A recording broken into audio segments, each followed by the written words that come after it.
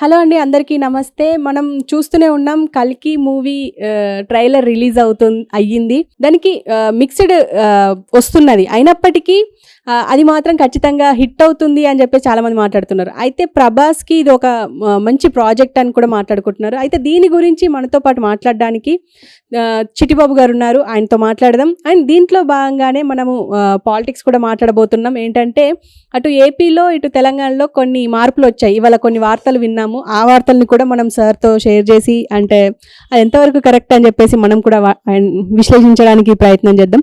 Sir నమస్తే. Sir నమస్తే sir, ఇప్పుడు ఫస్ట్ ఆఫ్ ఆల్ 'కల్కి' మూవీ గురించి మాట్లాడుకుంటే అది చాలామంది ఎదురు చూస్తున్న ప్రాజెక్ట్ అది. అండ్ ఇప్పుడు అందులో బ్రహ్మానందం వాయిస్తో తీసుకొచ్చారు. మళ్ళీ బుజ్జి కీర్తి సురేష్తో తీసుకొచ్చారు. అండ్ ఒక రకమైన ఇంట్రెస్ట్ అయితే వచ్చింది. కానీ ఇప్పుడు ఒక మిక్స్డ్ ట్రైలర్ మీద మిక్స్డ్ ఒపీనియన్స్ వస్తున్నాయి. మీరేమంటారు? లేదు, ట్రైలర్ అనేది ముందు రిలీజ్ చేశారు. బుజ్జిని, కార్ని రిలీజ్ చేశారు. ఒక ఉత్కంఠను క్రియేట్ చేశారు. ఇప్పుడు ఇంకా చాలా టైం ఉంది కదా. ఇప్పుడే అన్నీ రివీల్ చేసుకుంటూ పోతే పెద్దగా ఇది ఇప్పుడు ఓన్లీ యాక్షన్ పార్ట్గా రిలీజ్ చేశారు. యాక్చువల్గా దాంట్లో అనేక ప్రత్యేకతలు ఉన్నాయి. సో అందుకని దాన్ని అంత ఈజీగా ఏదో ఈ ట్రైలర్లో అంత ఎక్స్ట్రాడినరీగా లేదు అంటున్నారు. దాంట్లో ఒక అమితాబ్ బచ్చన్ చేస్తున్నాడు అశ్వత్థామ క్యారెక్టర్. అమితాబ్ చేస్తున్నాడు. ఆ క్యారెక్టర్ మీద ప్రత్యేకంగా లేకపోతే చేయడు కదా. సో అదేదో స్పెషల్. అలా కమల్ హాసన్ చేయబోతున్నాడు. ఆఖరి 20 నిమిషాలు కమల్ హాసన్ ఉంటాడంటే మరి అది కల్కి వేషమే అవుద్ది. కల్కి వేషం కమల్ హాసన్ చేస్తున్నాడంటే దాని యొక్క ప్రత్యేకత. కల్కి ఏదో దాని ఆహోభావాలు కానీ, బాడీ లాంగ్వేజ్ కానీ, దాని యొక్క వాచ్ కానీ ఏదైనా సరే స్పెషల్గా ఉంటుంది. అందుకని కమల్ హాసన్ లాంటి చేస్తారు. అంత పెద్ద హీరో కమల్ హాసన్ ఇంకో హీరో సినిమాలో ఒక 20 నిమిషాలు వేషం వీడిగా దానిలో ప్రత్యేకత ఉంటుంది. అట్లాగే కారుని పరిచయం చేశారు. ఆ కారు 7 కోట్లు పెట్టి తయారు చేయించారు. ఆ కారు అంటే 7 కోట్లు అనేక విన్యాసాలు చేయిస్తారు ఆ కారు తోటి అనేది మనకి ఇచ్చారు. అనేక విన్యాసాలు లేకపోతే 7 కోట్లు ఎందుకు ఆ కారుకి? 7 కోట్లు ఖర్చు పెట్టి అది శత్రువుల్ని డిక్కీలో వేసుకుని వెళ్తుందట అని అది ఏం చదువుద్ది, ఏం చేస్తుంది, దాని రన్నింగ్లో పిక్చర్లో కానీ తెలియదు. అలాగే బుజ్జి కీర్తి సురేష్ వాయిస్ అది ఎంత ఎంటర్టైన్ చేస్తుంది. రోబోలో కనుక రజనీకాంత్ చిట్టి క్యారెక్టర్ ఎంటర్టైన్ చేసినట్టు చేస్తా, అంతకు మించి చేస్తా. ఇవన్నీ చూడాల్సిన విషయాలు. ప్రత్యేకతలు అయితే ఆ సినిమాకి చాలా ఉన్నాయి. చాలా ప్రత్యేకతలు ఉన్నాయి.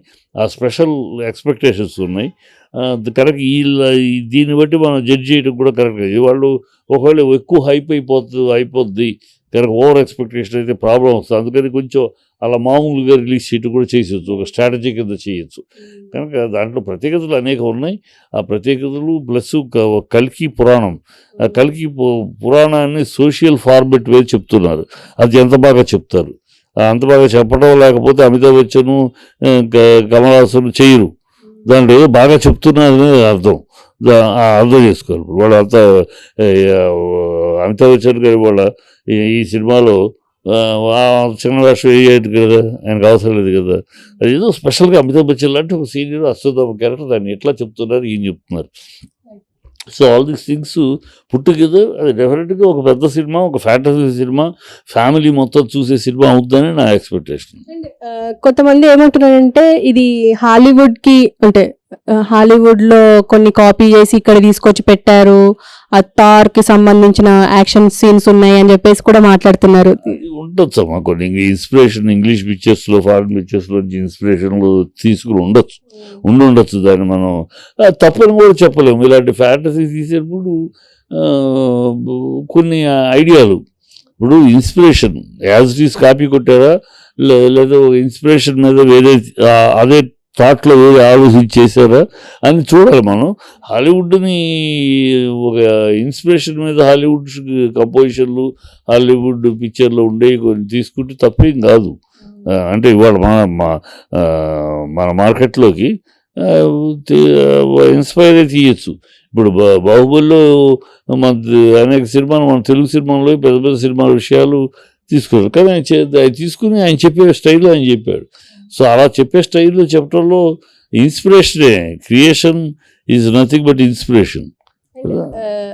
అంటే ఇప్పుడు ఎలాగో 27కి రిలీజ్ అవుతుంది, ఎక్కువ రోజులు కూడా లేదు, కానీ అఫ్ కోర్స్ మంచి స్పందన అయితే అంటే మిక్స్డ్ వచ్చినప్పటికీ ఒక రకమైన హైప్ అయితే ఉంది. అయితే ఉంది, డెఫినెట్గా అయిపోతుందా. అది ఖర్చు పెట్టి ఎక్స్పెక్టెడ్ సినిమా, అందుట్లో ఇన్నేళ్ళుగా తీస్తున్నారు, 800 కోట్లు పెట్టి తీసే సినిమా. సో అనేక జాగ్రత్తలు, అనేక మెలకులు అనేక తీసుకుని తీర్చిదిద్దారు, అది అర్థమవుతుంది. అందులో డైరెక్టర్ నాగశ్విని చాలా సెన్సిబుల్ డైరెక్టర్. ఏదో గాలివాటంగా డబ్బులు ఖర్చు పెట్టి అదే తీయటం బాబత కాదు. ఎందుకంటే ప్రూవ్ చేసుకున్నాడు. ఆ మాట ఉందంటే ఉన్నే మనం అతను మహానటి సినిమాతో ప్రూవ్ చేసుకున్నాడు తను ఎంత సెన్సిబుల్ డైరెక్టర్, ఎంత పక్కా డైరెక్టర్. సో కనుక అతని చేతిలో ఇదేమంత వేస్ట్ అవ్వదని గతంలో ప్రభాస్ సినిమాలు మిస్ఫైర్ అయినట్టు ఆదిపురుషు కానీ సలార్ కానీ అయినట్టు అవ్వదు. ఇది ఖచ్చితంగా హిట్ ది బ్లాక్ అని కుంభస్థలాన్ని కొడుతుందని ఎదురు చూస్తామని నాకు ఆ కాన్ఫిడెన్స్ చూద్దాం. అండ్ ఇంకొకటి ఏంటంటే ఇప్పుడు కిరా కార్పికి సంబంధించి అంటే అతను చేసిన కొన్ని వ్యాఖ్యలకి ఆయన ఫ్యాన్స్ అంటే పిఎస్పీకి ఫ్యాన్స్ కూడా రివర్స్ అయ్యిండ్రు. ఇప్పుడు జగన్ ఫ్యాన్స్ కూడా రివర్స్ అవుతున్నారు. అసలు ఏం జరుగుతుందంటారు? అంటే కిరా కార్పి అలా వ్యాఖ్యలు చేయడం కరెక్ట్ అంటారు? అసలు కిరాకులు అటువంటి విషయం మీద మీరు అడగటము అనవసరమ్మా, నేను దాని మీద స్పందించడం కూడా అనవసరం. కిరాక్ అనేవాడు వాడు అన్నం పెట్టిన చేతికి విశ్వాసం లేకుండా ప్రవర్తించాడు క్యారెక్టర్. ఆడు జబర్దస్త్ అయితే కిరాక్ ఎవడో తెలియదు. ఇప్పుడు కూడా కిరాక్ ఎవడు ఊనే ఏదో ఒక స్టాండప్ కామెడీలో కామెడీ, పెద్ద ఏమి స్టారా, పెద్ద నటభూషణం ఏమి కాదు కదా. ఏ స్టాండప్ కామెడీలో ఒక ఆర్టిస్టు ఏదో జబర్దస్త్ హిట్ తోడుతో వేయాడు. వాడు దానికే జబర్దస్త్కే పంగనామాలు పెట్టాడు, వాళ్ళని ఆ ఓనర్స్ తిట్టాడు, చాలా చేశాడు.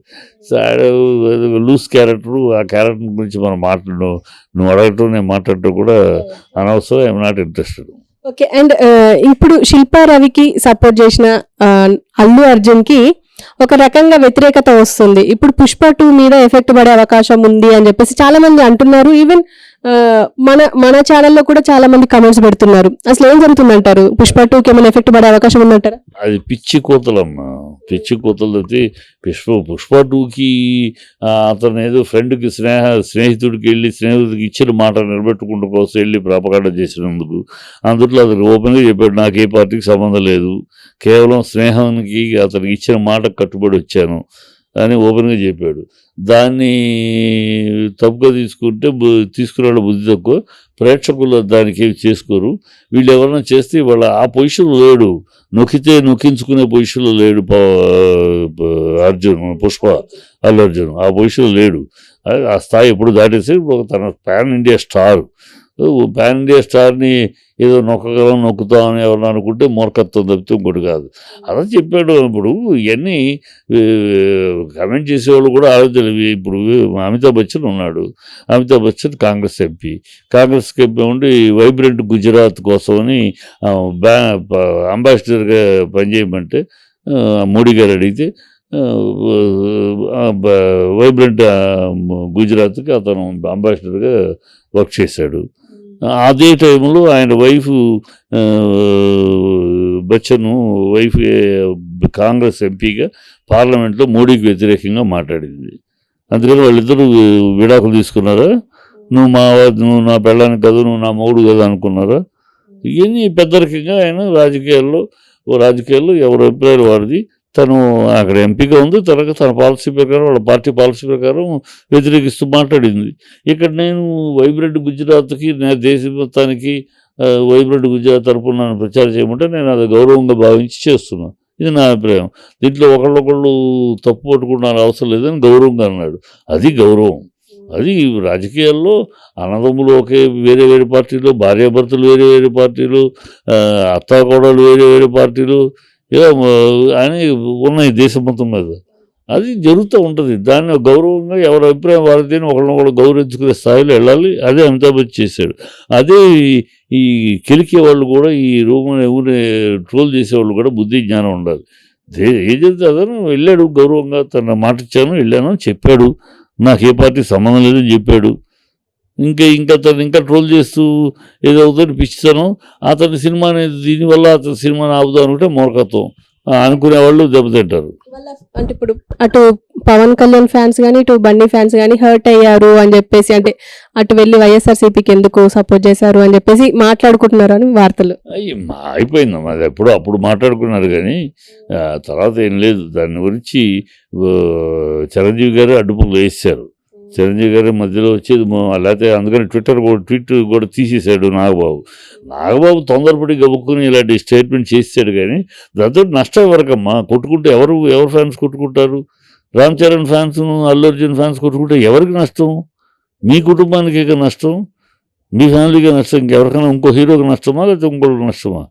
అదే ముందు వెనక ఆలోచించకుండా నాగబాబు ఏదో ట్వీట్ చేశారు, దాని మీద అయిన తర్వాత చంద్రబాబు ఆయన చిరంజీవి గారు దిగి దాన్ని క్లోజ్ చేశారు. అందుకని ట్విట్టర్లోంచి అది తీసేశాడు.